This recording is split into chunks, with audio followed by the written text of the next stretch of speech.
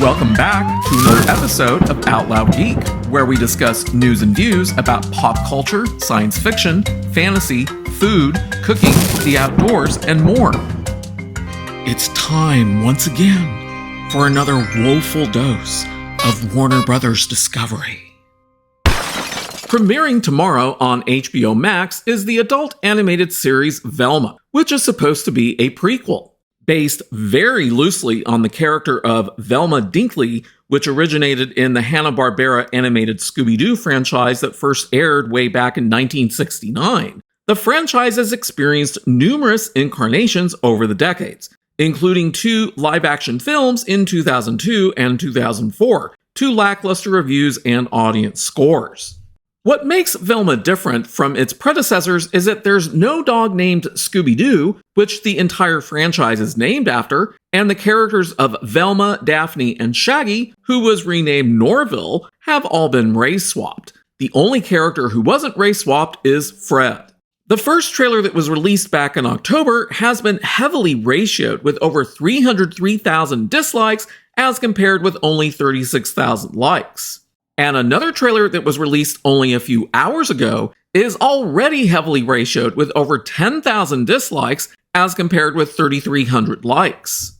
Even the critics don't like this thing. Right now, over on Metacritic, the average Metascore is only 57%, with 2 positive reviews and 5 negative reviews. And the current Tomato Meter score on Rotten Tomatoes, which is its critic score, is the same at 57% at the time of recording this video. So let's take a look at a couple of these negative reviews, and we'll start with The Hollywood Reporter, which only gave it a 50% score. The review is titled, Velma Review. HBO Max's Scooby-Doo prequel is too snarky for its own good. Mindy Kaling, Constance Wu, Sam Richardson, and Glenn Howerton lead an adult-oriented animated series about the early days of the Scooby-Doo gang minus Scooby-Doo. Here is what HBO Max's Velma is not. It's not the Scooby-Doo you remember from your childhood or that your parents do from theirs. The Great Dane doesn't even appear, in fact. It's neither a faithful update of those wholesome old cartoons nor an attempt to reboot them with more dramatic heft. It's not just another supernatural teen drama, and it's not just another superhero origin story. It's too smart for all of that, or so it believes. From its first minutes, Velma is a thoroughly meta affair, winking at the sillier staples of the Scooby-Doo universe, at the lore and the stereotypes built around its characters, at the absurdity of TV screenwriting conventions in general. But if Velma delights in sending up all the usual tropes, it seems somewhat less sure of what it has to offer in their stead. Initially, Velma's ironic approach is amusing, in the way that a string of clever tweets calling out overused tropes is amusing. This comedy is so extravagantly self-aware that it'll tweak its own self-awareness within the very first minutes of the premiere. Have you ever noticed how pilot episodes of TV shows always have more gratuitous sex and nudity than the rest of the series? Daphne blithely notes, before getting into a naked shower fight with a fellow hot girl over whether Riverdale can be both self-referential and sexy. Velma's insistence that it's not like other shows grows thin over the season's 10 half-hour episodes.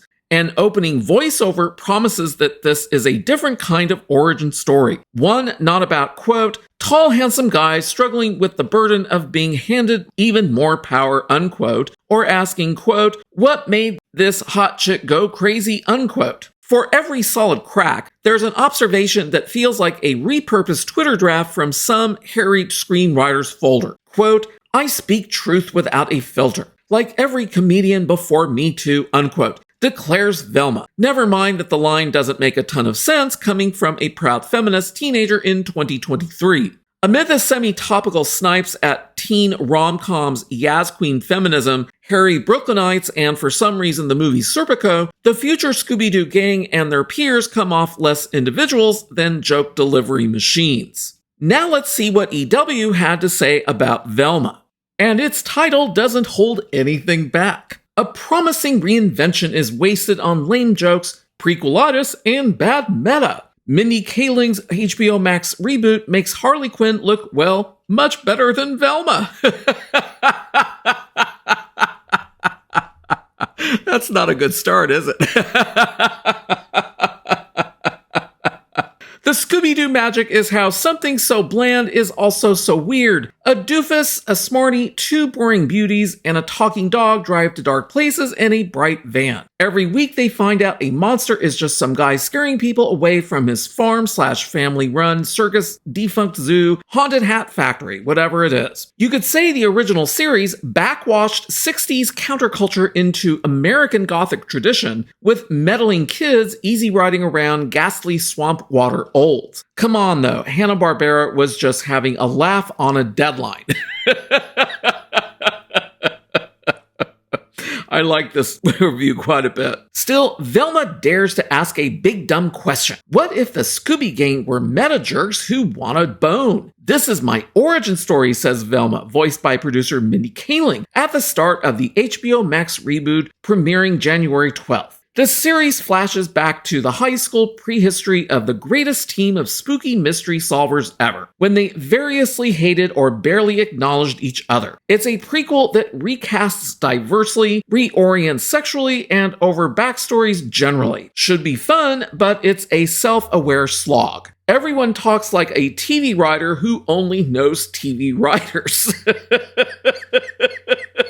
That's not a good sign, is it? The nonstop references are nonstop ancient. Jill Stein, she's all that. The suspicious assertion that band geeks being weird equals comedy gold. This is exactly what happened in my vlog about Lil Wayne, someone says on TV in 2023. Velma is the new bland, a deconstructed canonical bonanza pulled right off the corporate assembly line. It's so extra, it's minus.